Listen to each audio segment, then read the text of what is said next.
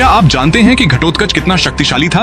भीमसेन का विवाह हिडिंबा नाम की एक राक्षसी से हुआ था जो उन पर आसक्त हो गई थी। विवाह से पूर्व भीमसेन ने यह शर्त रखी कि संतान उत्पन्न होने के पश्चात वह हिडिंबा से संबंध तोड़ लेगा। कुछ समय बाद हिडिंबा ने एक पुत्र को जन्म दिया जिसका मस्तक हाथी के समान बड़ा और सिर केश रहित था। इसी कारण उसका नाम घटोत्कच पड़ा। वह अपनी माता की तरह राक्षसी शक्तियों से संपन्न था, लेकिन उसमें अपने पिता भीमसेन की वीरता भी थी। घटोत्कच न केवल बलशाली था बल्कि वह पांडवों का परम भक्त भी था। उसमें मनुष्य और राक्षस दोनों के गुणों का मिश्रण था, जिससे वह अत्यंत पराक्रमी योद्धा बन गया। महाभारत युद्ध में उसने अपने वीरता का परिचय दिया और कौरवों के लिए भयानक संकट खड़ा कर दिया। कर्ण, जो कौरव पक्ष का सेनापति था, घटोत्कच के प्रचंड प्रहारों से व्याकुल हो गया। उसे समझ आ गया कि यदि इसे शीघ्र नहीं रोका गया तो कौरवों की संपूर्ण सेना नष्ट हो जाएगी। विवश होकर उसने अपनी अमोघ शक्ति का प्रयोग किया, जिसे उसने अर्जुन के वध के लिए संभाल कर रखा था। वह शक्ति कभी निष्फल नहीं हो सकती थी और जैसे ही वह घटोत्कच पर चली, वह तुरंत पृथ्वी पर गिरकर मृत्यु को प्राप्त हुआ।